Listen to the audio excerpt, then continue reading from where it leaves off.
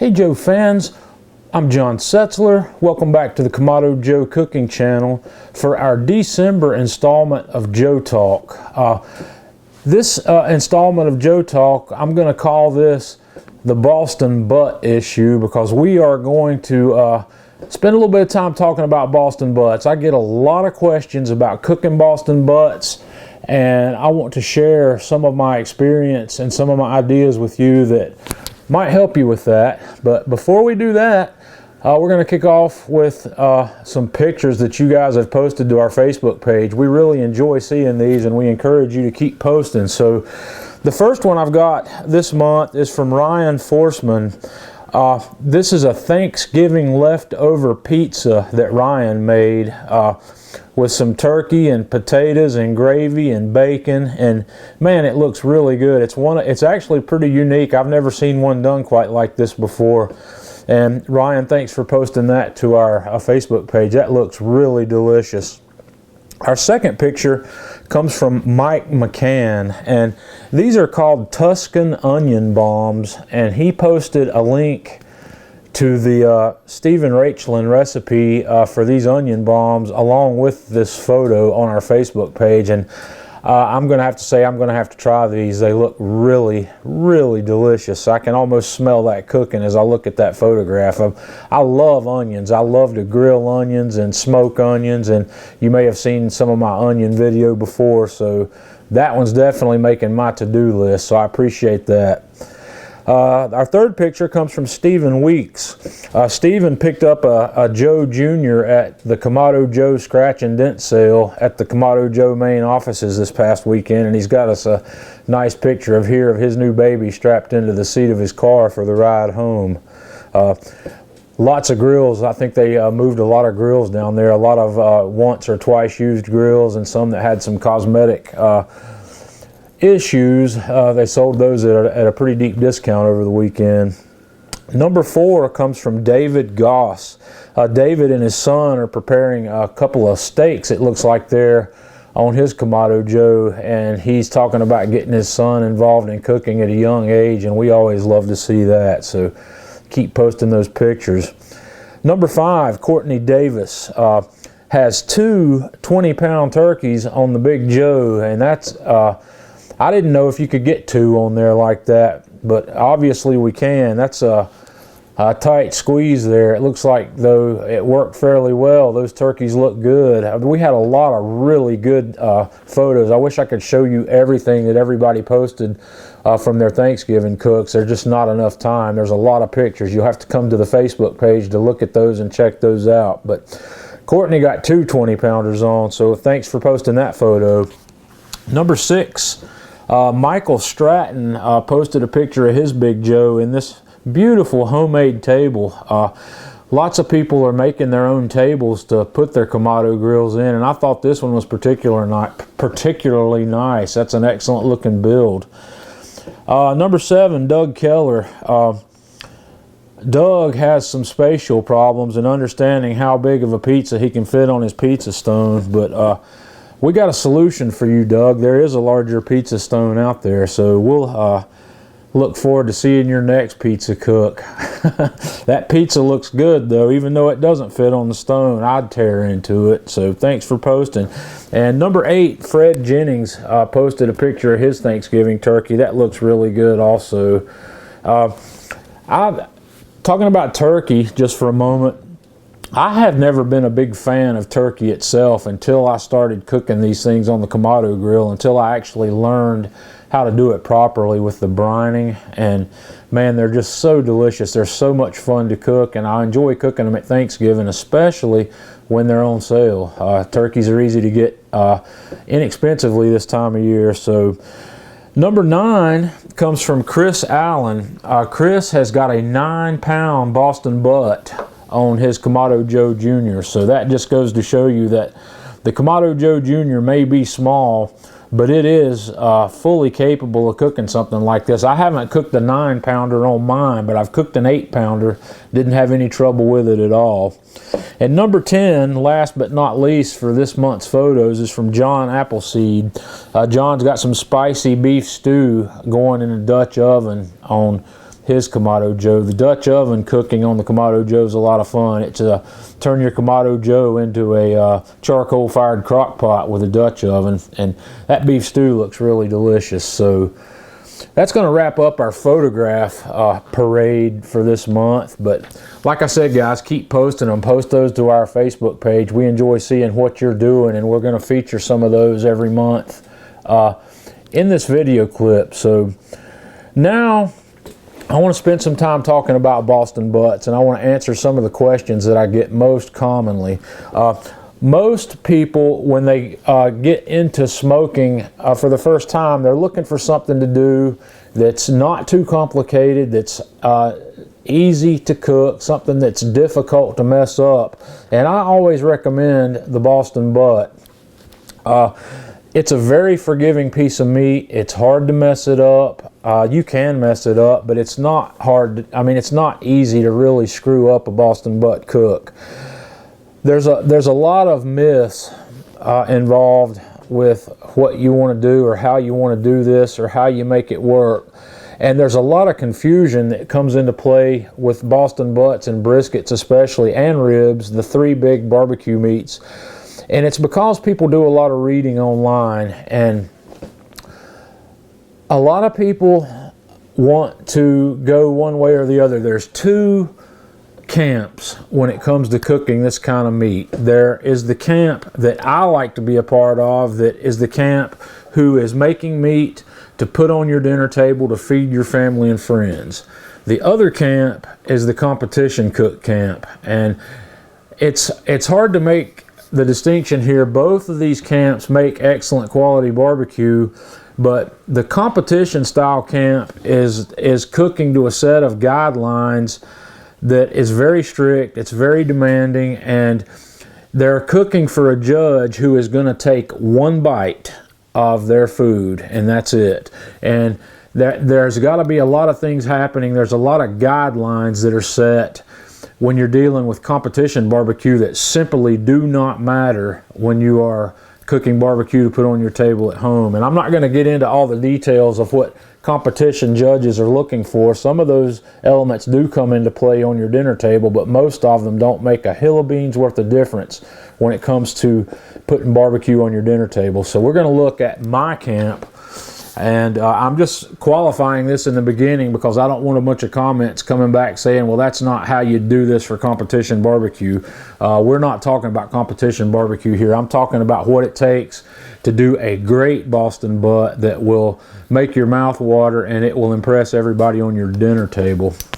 The question, one of the first questions that comes up about Boston butts that I see all the time is fat cap up or fat cap down. If you've looked at a Boston butt before, one side of it, when you get it, it usually comes with a fairly thick fat cap. It's at least 1/4 of an inch or maybe even 3/8 of an inch thick on one side of the meat. You've got some people that like to trim that off. They trim it down to a very thin fat cap, and then the question is when I put the meat on the grill, do I put that down or do I put that up? Okay, here's what I know about fat caps. First thing is, it doesn't matter how much of it you trim off, all of it is not going to render out during the cook. There's going to be some of that left behind, no matter how long you cook it, no matter what temperature you cook it at. So ultimately, it's going to come off. Now, if you cook, the other thing about the fat cap is you can season that fat cap. You can score it or do whatever you want and put your rub on it, but you will not form a bark on that fat cap.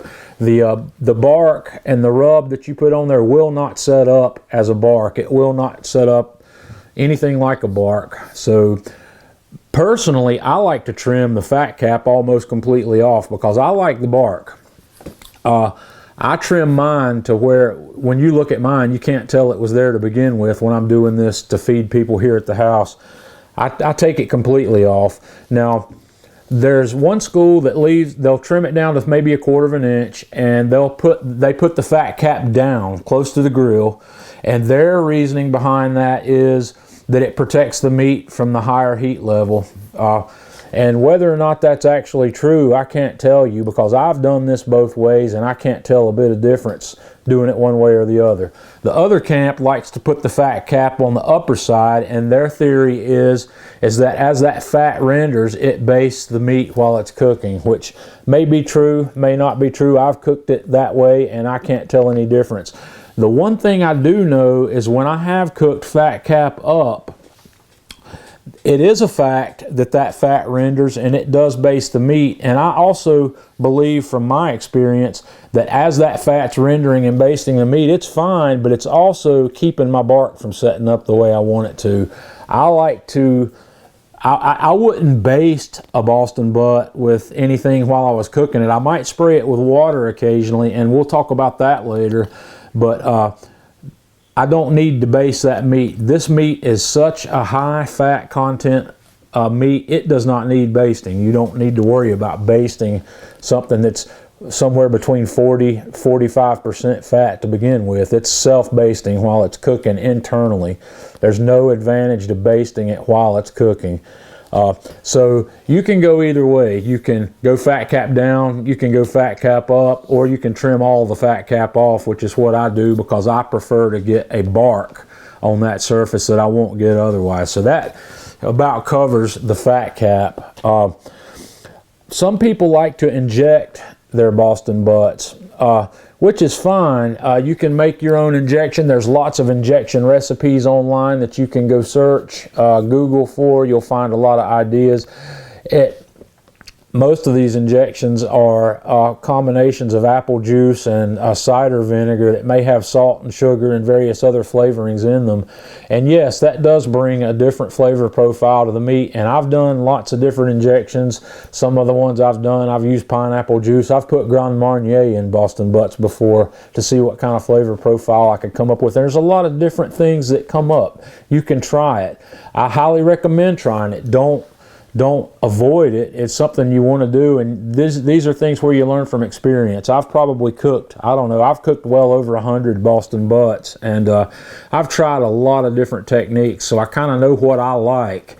And the only way I know what I like is because I have tried a lot of different things. I've never cooked a Boston butt that I didn't like, but I've cooked a lot of Boston butts that I like better than others. So keep that in mind. Use your experience to guide you. If you try something, make a note of it. You know, say, I like this. And the other tip I have when it comes to cooking a Boston butt is don't make a whole bunch of changes on one cook. Change one thing from your last cook, because if you change 2 or 3 things in a single cook, you may not be able to distinguish what change you made created a difference that you taste. It's easier just changing one thing at a time. You've got, you know, plenty of time, so don't worry about changing up a whole bunch of things at once. The next thing I want to talk about on understanding the Boston butt is the bark itself. The bark is a skin that forms on the outside of the meat while you're cooking it. It's got your rub infused in it, and what it is, it's the outer layer of the meat hardens up a little bit during the cook. It becomes chewy, and it is absolutely packed with flavor because of your rub that you've put on there. The bark has to form completely before anything else happens. You can do what's called the scratch test to determine if your bark is formed. You can use your fingernail and scratch the surface of the meat, and if the rub comes off on your fingernail, then the bark has not completely set yet. If it just comes off, if your finger comes off dry with nothing on it, the bark has set in that area. And what I do when I'm cooking a Boston butt is I look for the bark to start forming. I look for places to have that dry scratch capability. And once that happens, once I see that starting, I will spray the outside of the meat with water once every 20 or 25 minutes until the bark completely forms. The water spray helps the bark form, and it also helps the formation of the smoke ring in your meat. So I spray mine like that to help the bark form and help my smoke ring form.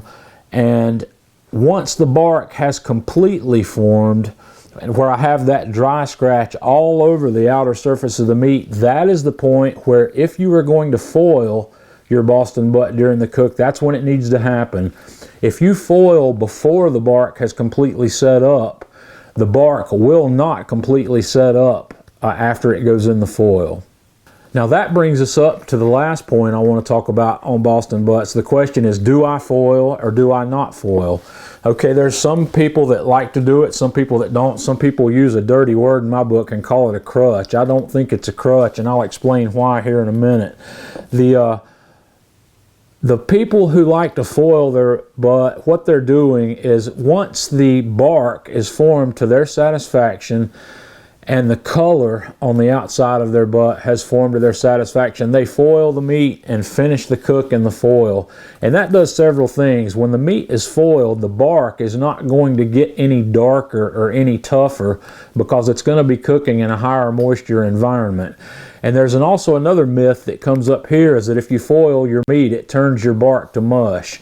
It does not turn your bark to mush. If your bark has formed properly, like I described before with the scratch test, before you foil the meat, you will have no problems. That bark will stay intact. If your bark has not formed, like I said before, the bark will never form once it's foiled, and you will have a mushy bark if it never finished setting up. So I like to foil mine at this point because it keeps the outside of the meat from turning black. There's nothing wrong with it turning black. I've done a lot of them that have, but I like for mine to maintain a dark burgundy color, a reddish color, just for aesthetic purposes.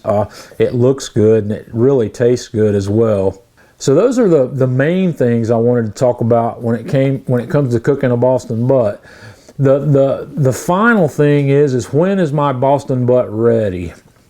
There is no specific temperature you need to look for. I like to start looking at whether my Boston butt is finished about the time I get to 195 degrees internally on the meat. I've never had any come off before that, but I've had Boston butts get to the ready stage anywhere between 195 degrees and about 205 degrees. And what you do to determine if your meat is ready is I use my thermometer probe, my instant read thermometer, and I just stick it into the meat.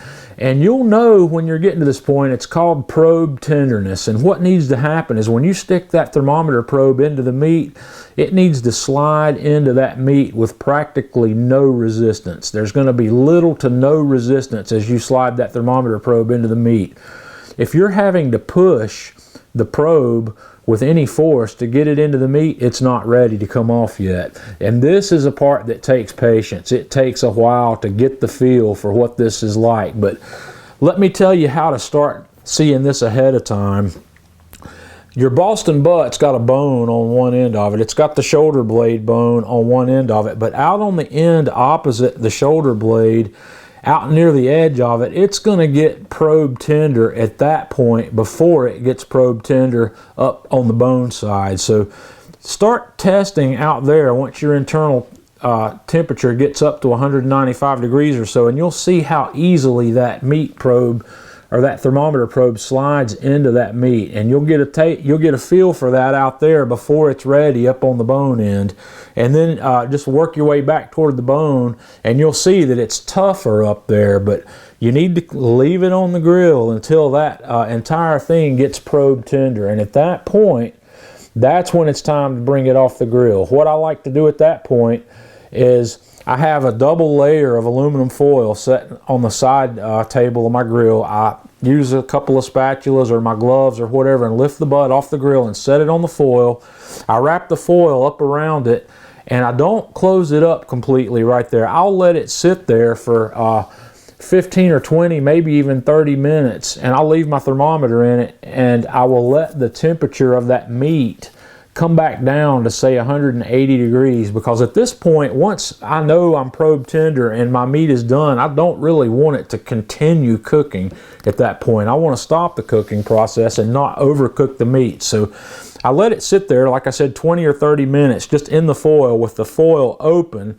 And once my temperature is back down to about 180 or so, then I wrap it up in the foil, tightly, and I drop it in a cooler and let it rest for anywhere from 30 minutes to 4 or 5 hours. You can let it go anywhere in there. There's not really a set amount of time that works, but I like to let mine rest at least 30 minutes. And the question that's getting ready to be asked is, can you pull it immediately? And the answer is yes, you can. I've pulled Boston butts immediately after I've pulled them off the grill. I have no problem with that.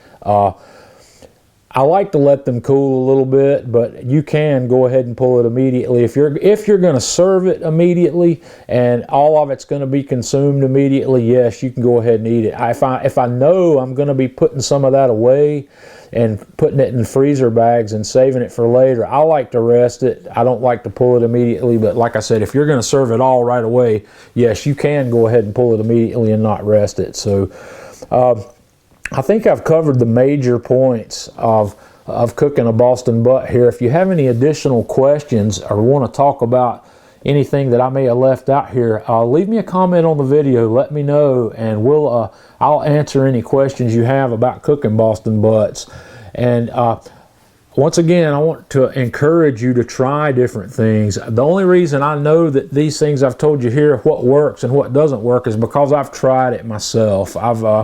I've experienced it one way or the other, so I know what I like and I know what works. So hopefully that'll get you going and answer a lot of the questions you may have, or dispel some myths, or ease up some fears you may have of cooking a Boston butt. So go give it a try. Let me know what your results are like. Until next time, this is John Setzler with the Kamado Joe Cooking Channel.